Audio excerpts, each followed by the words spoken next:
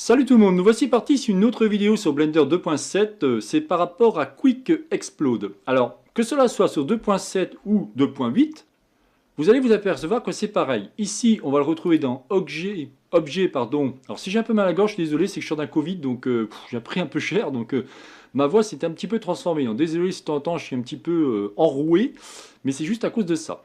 Bon, donc je reviens là-dessus, vous voyez, on a ici Quick Explode.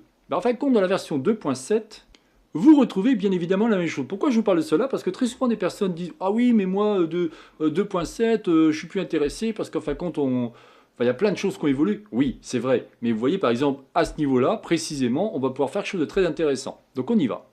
Alors on va récupérer le cube, on va faire en sorte de le monter un petit peu. Ah oui ça me fait penser que je vous ai pas mis les raccourcis clavier. Voilà, donc je fais en sorte de vous mettre les raccourcis clavier, comme ça au moins vous aurez un petit aperçu, parce que c'est vrai que c'est pas agréable des fois de ne pas avoir les aperçus clavier, ainsi que la souris, comme ça vous allez voir ce qu'il en est. Donc là je vais faire un GZ pour monter un peu celui-ci, ensuite je vais faire ici un Shift A, on va mettre un plane. Alors vous allez voir, on va utiliser différentes techniques, hein. Je vais essayer d'aller assez loin pour bien vous montrer comment celui-ci fonctionne. Donc là je vais récupérer mon cube, vous retrouvez celui-ci, on va aller dans Objet, et vous avez quelque chose qui s'appelle, alors je vais tous les faire, je vais faire plusieurs vidéos, bien évidemment, parce que je ne vais pas tous les faire aujourd'hui. Alors ici, vous avez, c'est dans Quick Effect. Et ce qui va m'intéresser, c'est le Explode. Alors vous pouvez voir ici qu'on va avoir évidemment différents paramètres. On va pouvoir définir le nombre de pièces. Alors c'est pareil, là on définit le nombre de pièces, mais ça ne veut pas vraiment dire quelque chose, puisque mon cube à l'heure actuelle n'est pas subdivisé. Donc on n'ira pas très loin à ce niveau-là. Sachant qu'ici, je ne vais rien toucher à ce niveau-là, puisque vous allez voir qu'on va pouvoir récupérer et surtout paramétrer celui-ci, soit au niveau du modifieur, puisque celui-ci va créer un modifieur, soit au niveau de la gestion des particules, puisqu'il va évidemment créer des particules. Donc si déjà je lance la timeline, donc je vais un petit peu ici monter celui-ci, s'il veut bien, voilà. Si je lance ici ma timeline, il tombe et il s'éclate en morceaux, d'accord? Bon, c'est pas du tout ce qu'on veut. Alors vous voyez, il y a quelque chose de très intéressant là, c'est que là, même si on est revenu à 0, on n'arrive pas en fin de compte à avoir mon cube comme il était avant. Donc si je viens ici, comme je vous disais, on a donc le modifieur avec l'explode. Si je clique sur refresh, normalement, vous voyez, c'est censé me remettre mon cube correctement, mais c'est pas terrible. Pourquoi? Parce qu'en fin de compte, ici, moi, ce que j'ai trouvé comme solution, c'est juste ici, par exemple, marqué, je mets n'importe quoi, 120, et automatiquement, pof, il a compris, il a réactualisé, on va dire, et là, j'ai bien mon cube dans son état d'origine. Alors, ce qui va être intéressant, c'est de pouvoir déjà subdiviser celui-ci. Je le mets en mode édition. Vous l'avez ici, vous cliquez sur Subdivide. Alors, bien évidemment, la subdivision va être gourmand en fonction du type d'ordinateur. Moi, je vais par exemple marquer 20, ce qui est déjà pas mal, hein. Là, je fais Entrée.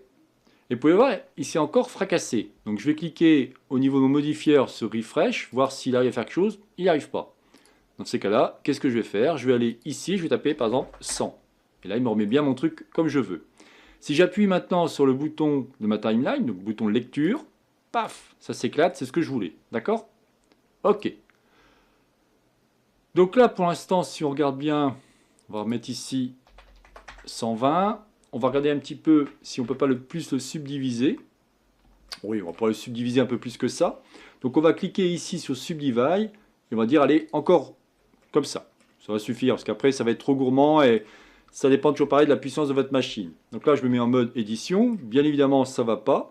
Par contre, ici, au niveau de mon émission, je vais pouvoir monter. Par exemple, je vais mettre 600. Si maintenant, j'appuie sur le bouton lecture, vous voyez, ça fait quelque chose d'intéressant. Ce que j'aimerais maintenant, c'est déjà, on va dire, lui affecter une couleur. Donc, on va cliquer ici. Alors, évidemment, je vais mettre avec un moteur de rendu Cycle Render, tant qu'à faire. Cliquez sur Use Node. Et par exemple, je vais lui mettre un bleu. Quelque chose comme ça. Ok? Ici, au niveau du roughness, donc c'est la rugosité. Alors là, on a mis un diffuse. Ah oui, c'est vrai qu'on n'a pas de principal BSDF. Alors attendez, on va voir ce qu'on peut faire.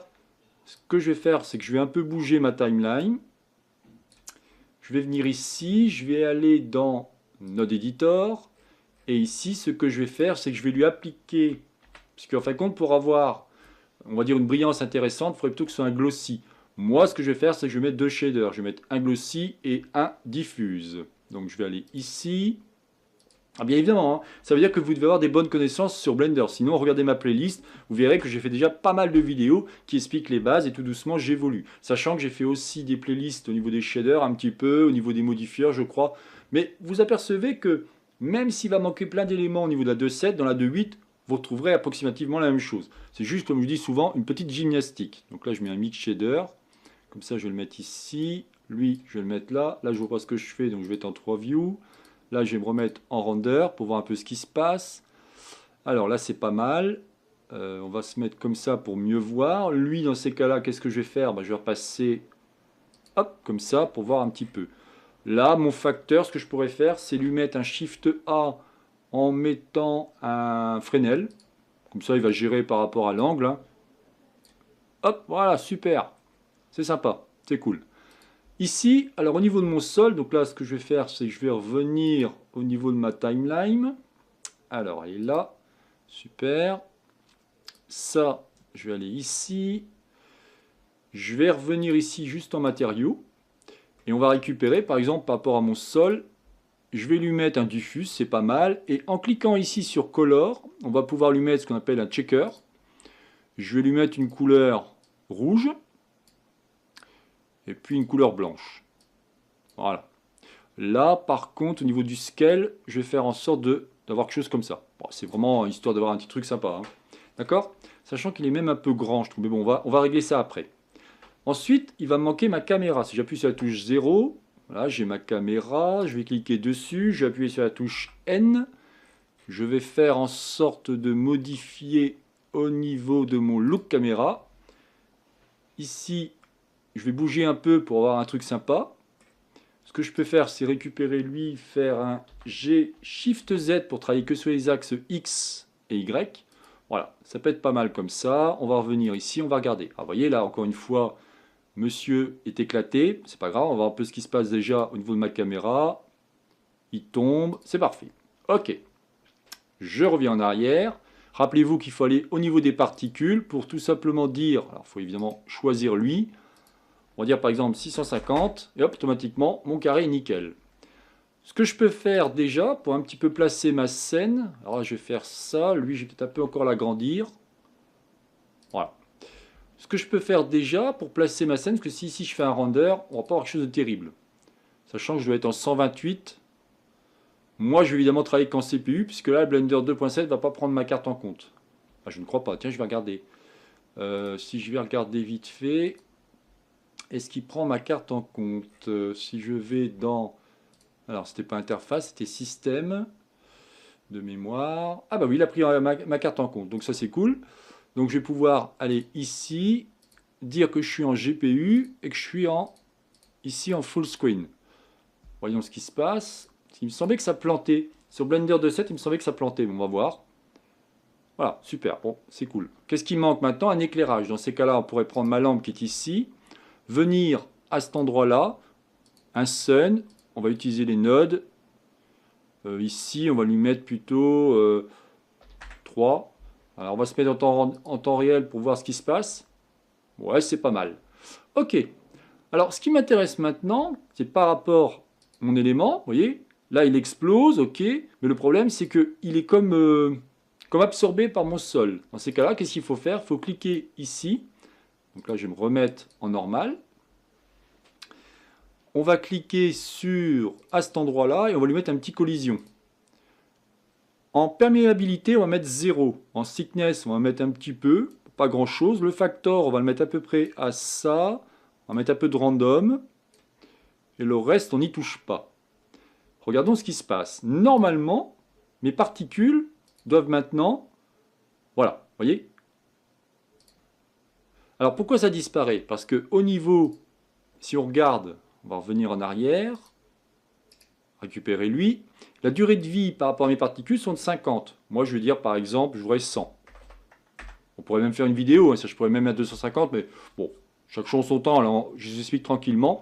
Au niveau des particules, on va un petit peu bouger les choses. Pas grand chose, donc vous voyez que ça commence à 1 et ça finit à 1. C'est génial parce qu'en fin de compte, ça fait directement l'animation. Et après, rappelez-vous que lui, il va tout simplement mettre le nombre de particules. Mais il ne pourra pas mettre plus de particules qu'il n'y a de subdivision, bien évidemment. Donc c'est pour ça que lui, en général, il va prendre, on va dire, Par exemple, je mets 600, mais s'il ne peut aller qu'à 500, ben, il vous affichera que 500. Ici, au niveau de ma rotation, je vais faire en sorte de mettre un petit peu de random. Là, velocity, c'est pas la peine. Et on va rien faire d'autre à ce niveau-là. Par contre, ce qui va m'intéresser... Alors, pardon, je ne sais pas si je peux revenir en arrière. Ouais, super. Je vais décocher ça puisque j'ai plus besoin, parce que j'ai positionné ma caméra. J'ai positionné ma lampe, ainsi que mon sol. Ce qui va m'intéresser maintenant, c'est quoi? C'est de pouvoir avoir un peu de... Donc, je vais aller comme ça. Si vous regardez bien, bah, c'est pas terrible, parce qu'en fin de compte, ça fait comme quelque chose de très plat. Moi, je vais lui mettre un petit modifieur. Alors, on pourrait faire ça. On pourrait lui affecter... Alors ici, vous voyez, on a le modifieur Explode, où on peut modifier différentes choses. Par exemple, si je mets Cut Edge, je décoche, vous voyez, on a quelque chose de plus intéressant. Oui, là, je suis à l'intérieur. Donc là, je vais mettre un modifieur de type Solidify, pour justement lui donner de l'épaisseur. Alors, de l'épaisseur comme ça, ouais, c'est pas mal. Voilà. Donc si je reviens en arrière, c'est super. Regardons ce qui se passe. Ok.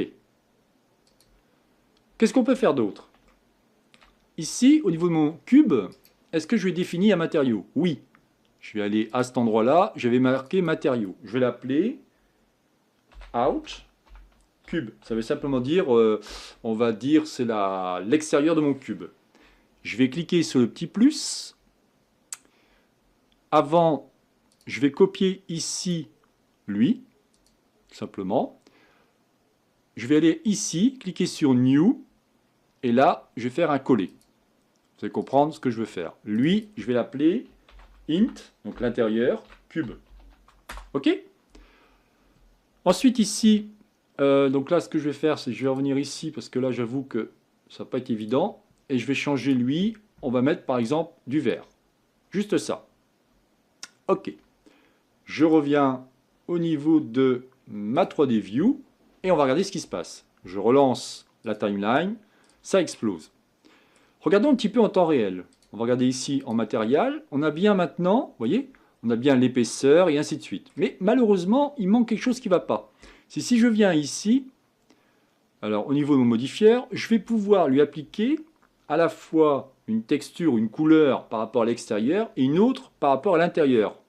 Déjà, on va cliquer sur Even Thickness pour avoir la même épaisseur. Et ici, je vais cliquer sur 1. Et d'un seul coup, l'intérieur est en vert. Ça, c'est génial. Donc, qu'est-ce qu'on va faire? On va regarder un petit peu ce que ça donne. Je clique ici. Vous voyez? Donc, ça, c'est cool. Alors ensuite, est-ce que celui-là se disperse? Donc, on va cliquer à cet endroit-là, bouton droit de la souris, appuyer sur E pour un peu extruder mon élément. Voilà. Ça suffira. Ici, alors il n'a pas été, il n'y a pas de découpage UV, c'est pour ça que ça fait ça, mais bon, c'est pas très grave. On aurait même pu, si on voulait, par rapport à mon cube, lui créer ce qu'on appelle des bevels. Mais des bevels juste par rapport... Alors là, je suis en mode édition. Alors ce qui est marrant, tiens, c'est pourquoi il est comme ça. Alors je vais faire un CTRL-TAB pour être en face. Et pourquoi je vois pas ma face? Ah tiens, c'est intéressant ça. Je ne peux plus... Ah, ça c'est embêtant. Je peux pas apparemment... J'aurais dû le faire avant. Bon, on ne pourra pas faire alors. Parce que là, si à mon avis j'applique un modifieur... Alors je vais sectionner lui. Si j'applique un modifieur de type bevel, j'ai peur que ça va... Il va pas aimer. Ça va faire beaucoup de choses. Donc on va essayer de remettre par rapport aux particules. On va lui dire de le mettre par exemple à 700. Pour qu'il se remette à 0. Voilà. Ah, vous voyez, on voit, en fin de compte, on voit, oh, ça peut donner un style. Hein. Ça peut donner un style. On voit qu'il est comme fissuré. Mais c'est sympa. Ça peut être sympa aussi comme ça. Alors, autre chose, lui là, si je fais un CTRL A, on va faire un scale. Parce qu'évidemment, je lui fais positionner un scale. Donc là, il est éclaté, je ne sais pas pourquoi. Et lui, c'est pareil. Si je fais CTRL A, il faut lui mettre un scale aussi. Puisque on l'a modifié. Est-ce qu'on l'a modifié?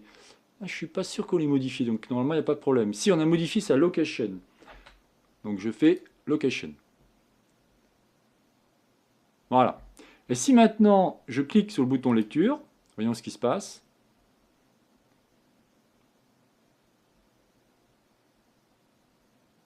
Ah, il est beaucoup plus lent. Tiens, c'est marrant ça. Et il est beaucoup plus lent parce qu'à mon avis, le bevel, ça doit pas être évident. Je voulais faire un bevel, en fin de compte, juste au niveau de l'intérieur et l'extérieur. Donc, c'était pas du tout ce que je m'attendais. Effectivement, au bout d'un moment, c'est peut-être dur pour lui. Bon, c'est pas grave. Le but, c'était de vous montrer qu'on peut faire ce genre de choses en utilisant à la fois les particules, en utilisant le Quick Explode, voir un petit peu les paramètres, utiliser aussi un collision pour que vos pièces, en fin de compte, rebondissent sur votre sol, et ainsi de suite. Donc là, je vais arrêter. OK. Et on va faire un rendu pour voir un peu ce que ça donne. Rendu image. Je crois que je suis en 128 samples. Alors évidemment, sur Blender 2.7, c'est pas du tout la même chose au niveau de la résolution. Moi, il faut savoir que récemment, j'ai fait un rendu avec juste 16 samples. Là, je vous montre la vidéo. C'est une espèce de... Genre, j'ai utilisé différentes techniques. J'avais fait en sorte d'utiliser, on va dire... alors, c'était des shape case. Il me semble bien que vous avez fait un cours là-dessus. J'ai utilisé des particules, enfin différentes choses pour transformer un petit bonhomme de neige qui s'endétrisse et qui voulait devenir un sapin. Et vous voyez, en 16 samples sur un Blender 2.96, on arrive à faire vraiment quelque chose de très sympa. Pourquoi? Parce qu'en fin de compte, celui-ci, maintenant, j'ai les denoising et différents paramètres. Mais vous voyez, on arrive à avoir quand même quelque chose de sympathique. Alors, je pourrais faire effectivement une vidéo. Peut-être que je vais virer le bevel. Regardons, on va enlever le bevel, parce qu'à mon avis, il ne sert à rien. Enfin, il ne sert à rien. Si, ça faisait quelque chose de sympa, mais malheureusement, ça va être un peu gourmand en ressources. Donc, je vais le remettre. Et si j'appuie, ah ouais, vous voyez, ça va beaucoup plus vite. En fin de compte, ce que je voulais faire, donc je vais vous montrer sur un autre cube, et je m'arrêterai là. Ce que je voulais faire, c'était donc si je fais Shift A, on prend un cube, GZ, on va le mettre ici, on va un peu le grossir, puis c'est bien voir ce que je voulais vous montrer. On va quitter la scène. Voilà. Ce que je voulais faire, c'était tout simplement récupérer, alors par exemple, ça aurait pu être que les faces. Alors est-ce que ça aurait fonctionné? Bah oui, ça aurait fonctionné, puisque là, il n'est pas subdivisé, mais si je subdivise celui-ci plusieurs fois, d'accord? Moi, ce que je voulais, c'est prendre, donc, touche Shift Tab, hop, Edge, j'appuie sur Alt, alors je désectionne tout le monde, pardon, Shift Alt pour récupérer lui, enfin, en fin de compte, vous voyez tous les côtés. Je ne vais pas le faire, mais ce que je voulais faire après, c'était quoi? C'est aller ici au niveau des vertex, ajouter un vertex group, on peut le laisser groupe si on veut, l'assigner, et quand j'étais ici en mode par rapport à mon objet, si j'appliquais ici un modifier, je mettais un modifier de type bevel, mais au lieu de le mettre par rapport, par rapport à weight, je l'aurais mis à vertex group. Et dans ces cas-là, celui-ci, il aurait géré que ce que je lui aurais demandé. Et on aurait eu quelque chose d'intéressant, on aurait eu un cube arrondi, mais sans pour autant arrondir à cet endroit. Malgré que ça fait sympa, hein, parce que si on regarde bien, donc là je vais vous enlever celui-là, X je supprime. Si on revient sur lui, et que je remets ici mon modifier bevel, on avait quand même quelque chose de très sympathique, puisque ici, si vous regardez, vous voyez, ça faisait un truc assez sympa, je trouve. Mais malheureusement, c'est très gourmand en ressources. Donc là, je ne vois pas comment on pourrait diminuer cela, parce que là, si j'augmente, à mon avis, ça va augmenter. Puis au bout d'un moment, ouais, ça, je m'en doute. Donc là, il faut remettre comme il était. Bon, ben voilà ce que je voulais vous montrer. À la fois comment fonctionnait le Quick Explode. Vous avez compris qu'on va pouvoir modifier par rapport au modifier, parce qu'on va utiliser ça. Voir un petit peu la gestion des particules, et ainsi de suite. Voilà, bah écoutez, je vous souhaite une bonne journée, et à la prochaine vidéo. Bye bye.